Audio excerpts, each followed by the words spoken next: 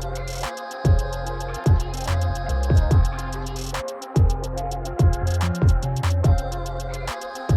everyone, and welcome to Trap Theory. I'm your host, Mikey. Insert Ted. Hell yeah, Mikey made it. Damn right. Here on Trap Theory, we talk about everything from breaking down songs, chord progressions, and pretty much anything music theory related to producing music, especially when it comes to trap music.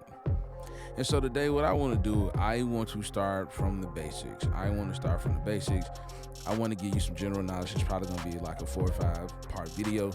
So buckle in and try to make these really short and sweet. That way we can get to the next thing going. First rule of music theory is learn your scales. All right. What is a scale?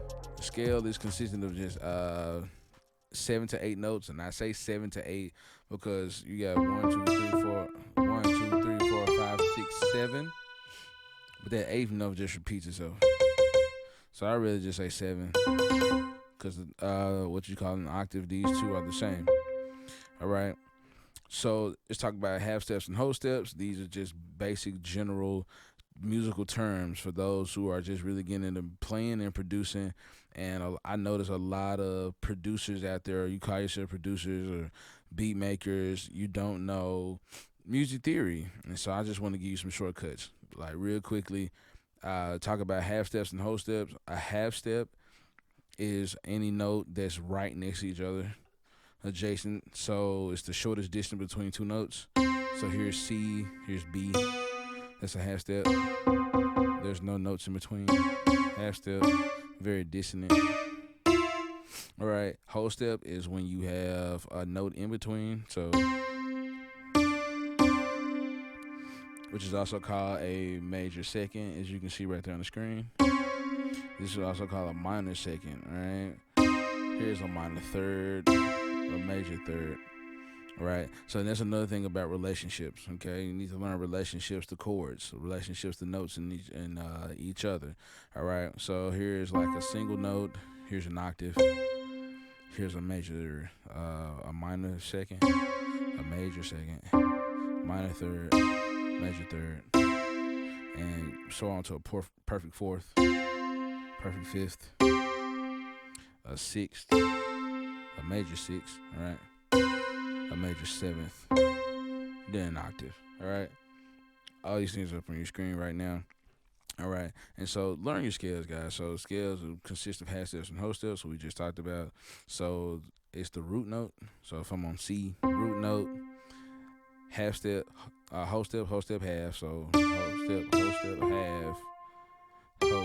half, whole step, half.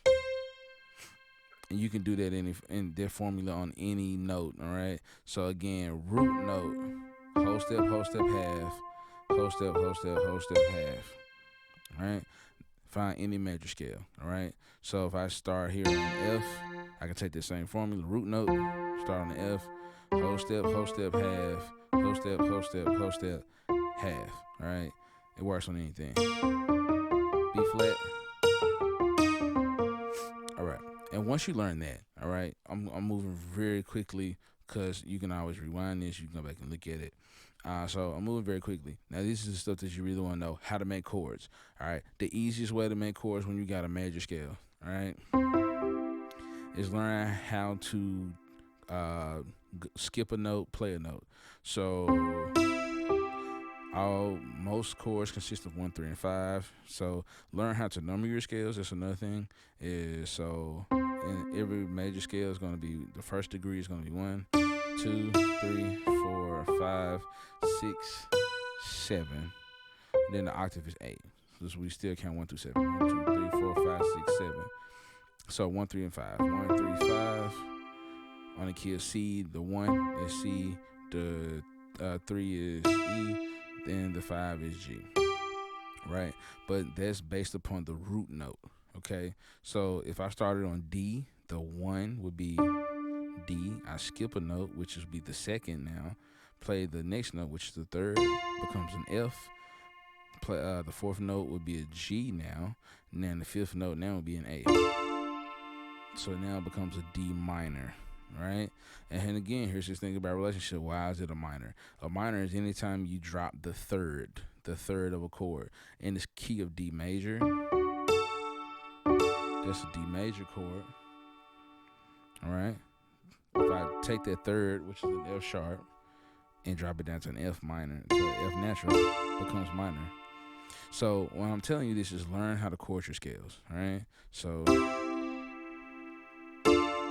D minor, E minor, F, G, A. So B diminished, all right, or half diminished. Back to C again. So. All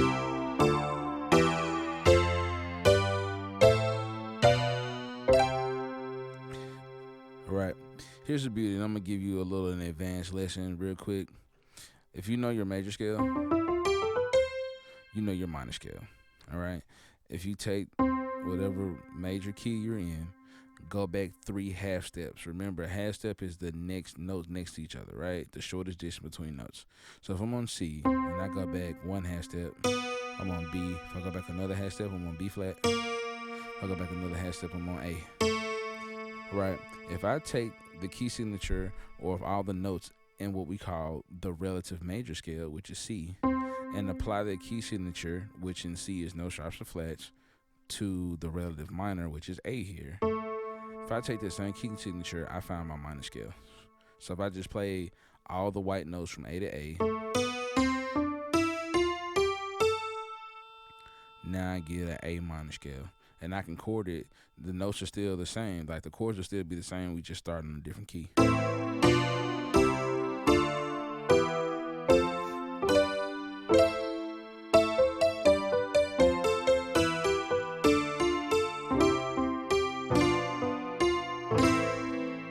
So now I can go from writing a happy tune to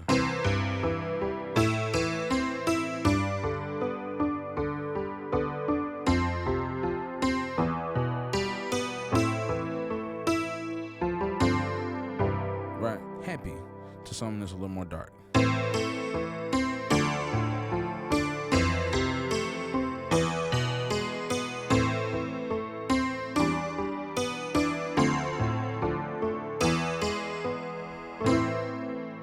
Right. Same keys, same chords, just I'm starting on a different root note. Next, I'm going to show you how to take chords, make chord progressions, and using these scales and melodies. Stick around for Trap Theory. Again, it's your boy, Mikey, Trap Theory. Stay tuned for the next one.